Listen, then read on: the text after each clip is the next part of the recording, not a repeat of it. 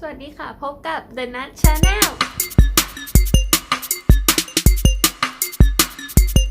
ค่ะหลังจากคลิปที่แล้วนะคะที่ได้เล่าประสบการณ์การไปแลกเปลี่ยนที่เวียดนามมากลับมาจากนั้นก็ได้ไปฝึกงานที่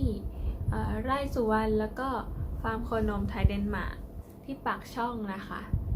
ใช่มันเป็นช่วงปี 2 ขึ้นปี 3 ที่ทางคณะเนี่ยบังคับให้นิสิตทุกคนต้องไปฝึกงาน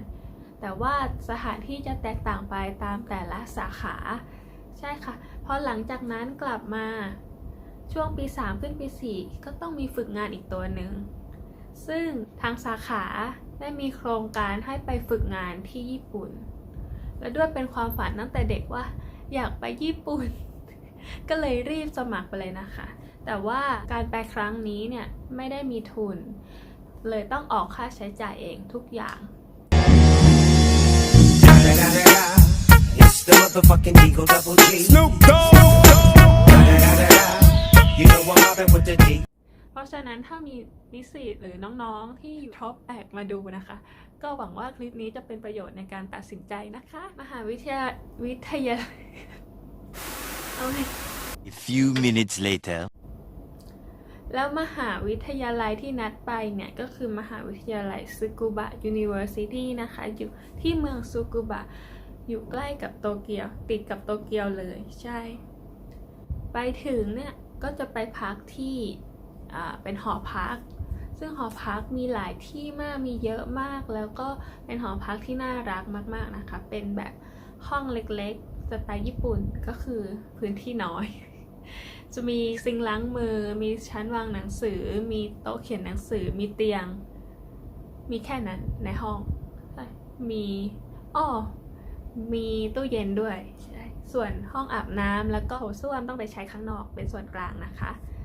แล้วก็จะได้จักรยานมา1 คันไว้ใช้ขับขี่ไปมหาวิทยาลัย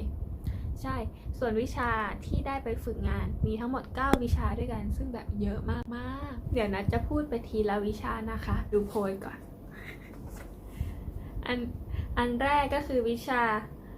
การเพาะปลูกได้ปลูกถั่วมันหวานแล้วก็ขยายพันธุ์ต้นสนด้วยสนุกมากๆแล้วก็ขับแทรกเตอร์โดยใช้ VR หลังจากนั้นก็ให้ไปขับของจริงในสนามเลยค่ะซึ่งไม่มีคนขึ้นมาด้วยนะให้เราขึ้นไปคนเดียวแต่ว่าโชคดีว่าแบบเคยขับมาจากไร่สุวรรณแล้วตอนฝึกงานปี 2 ขึ้นปี 3 ก็เลยค่อนข้างไม่กลัวเท่าไหร่แล้วก็ได้ดำนาโดยใช้เครื่องปลูกข้าวที่แบบไฮโซมากเลยอยากเอามาไว้ที่บ้านบ้างวิชาต่อมาก็คือวิชาแมลงนะคะแลบแมลงที่นี่จะแบบเน้นเรื่องพาราซิตอยด์ก็คือใช้แมลงเพื่อป้องกันแมลงงงไหม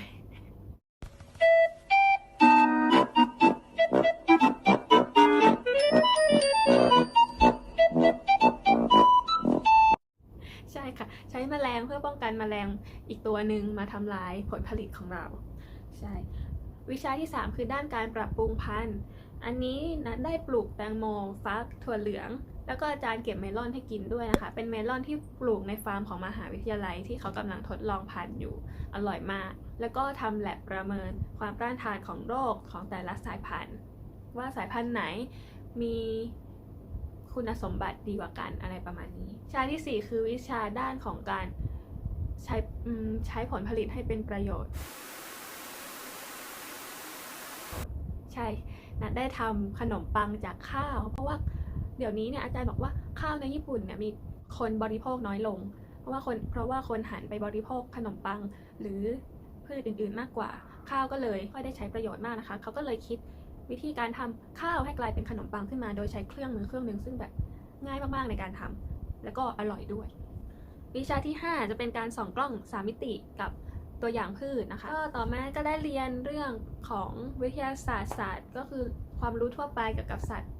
เกี่ยวกับอาหารที่ทำจากสัตว์ทั่วโลกแล้วก็ได้ฝึกทำเชือกคล้องคอวัวก็ได้วิชาฝึกโดรนปกติเนี่ยถ้าจะขับโดรนในญี่ปุ่นในข้างนอกเนี่ยนอกสถานที่ที่ไม่ใช่ที่ฝึก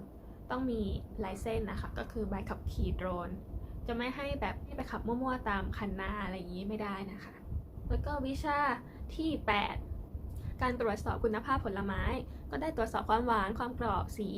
รสชาติปริมาณโปรตีนแล้วก็ได้ตัดแต่งกิ่งแอปเปิลค่ะตัดแต่งองุ่นแล้วก็ห่อองุ่นห่อแพรด้วยสนุกมากๆวิชาสุดท้ายคือการควบคุมสภาพแวดล้อมพืชในโรงเรือนก็คือกรีนเฮาส์ที่เป็นเหมือนบ้านแล้วก็มีพืชอาศัยอยู่ข้างในนะคะใช่ได้ปลูกมะเขือเทศไฮโดรโปนิกแล้วก็ได้ผสมเกสรมะเขือเทศด้วยใช่แล้วและนี่ก็คือ9วิชาที่นัดไปเรียนมานะคะ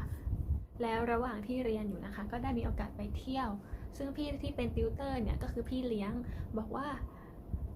ภูเขาสกูบะเมลเทนสามารถขี่จักรยานไปได้ก็เลยตัดสินใจขี่จักรยานไปกับเพื่อนนะคะซึ่งเป็นภูเขาที่สูงมากแล้วคือเรากับเพื่อนขี่จักรยานแม่บ้านไป คือไม่คิดว่ามันจะต้องขี่จักรยานเสือภูเขาหรือจักรยานอะไรก็เลยคิดว่าขี่จักรยานไปได้ก็เลยเอาจักรยานแม่บ้านขึ้นไปเลยนะคะซึ่งแบบชันมากแล้วคือเหนื่อยมากอะเหนื่อยมากขนาดคนที่เขาใช้จักรยานเสือภูเขาเขายังเหนื่อยเลยแล้วนี่จักรยานแม่บ้านมีตะกร้าอยู่ข้างหน้ามีกระดิ่งกิ้งๆด้วยอะใช่พอตอนลงอะก็ไม่รู้ทางด้วยแล้ว GPS ก็แบบโทรศัพท์เน็ตก็ไม่ดีพยายามหาทางลงหลายทางมากนะคะแล้วก็โง่ไม่รู้ ด้วยความโง่เกือบพาเพื่อนสู่หายนะไปแล้วก็คือลงมาแล้วรถจักรยานนะแต่มันเบรกพัง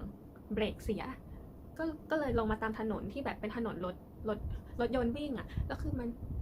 มันชันมากใช่ไหมคะแล้วก็เลยแบบปล่อยไหลลงมาแล้วคือมันถึงจุดหนึ่งที่แบบเป็นทางโค้งยาวๆแบบต่อกันอ่ะคือเบรกไม่อยู่อะเพื่อนๆแล้วมันก็แบบคือมันทรงตัวไม่ได้แล้วเบรกไม่อยู่แล้วก็ไม่รู้ว่าจะไปหยุดตรงไหนแล้วแบบมันทรงตัวไม่ได้มันก็ออกไปที่กลางถนนใช่ไหมคือไม่ได้อยู่ที่ริมถนนแล้วอะแล้วรถใหญ่ๆก็วิ่งอะแต่ว่าโชคดีที่ตอนนั้นที่หลุดโค้งไปรถอีกฝั่งหนึ่งไม่สวนมาก็เลยตัดสินใจพอเห็นมีข้างทางแบบโล่งๆกว้างๆเป็นแบบเหมือนพื้นหินราดหน้าบ้านเขาอะนะคะก็เลยตัดสินใจ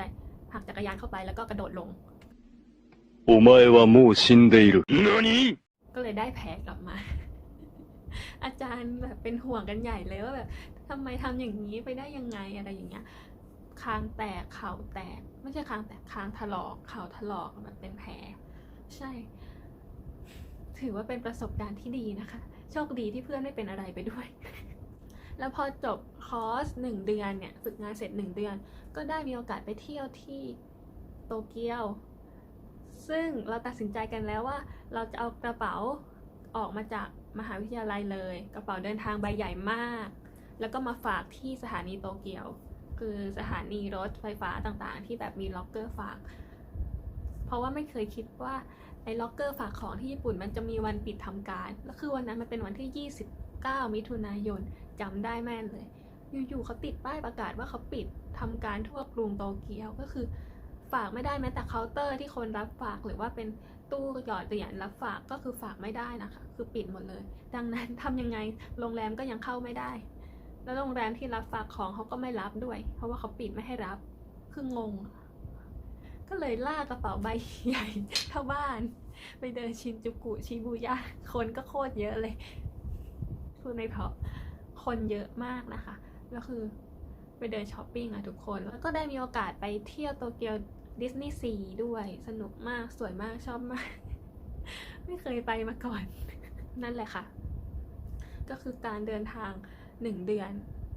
ของนิสิตฝึกงานในญี่ปุ่นนะคะถ้าเพื่อนๆชอบก็อย่าลืมกดไลค์เป็นกำลังใจให้นัทในการทำคลิปต่อไปแล้วคลิปต่อไปจะเป็นอะไรนั้นถ้าเพื่อนๆอยากรู้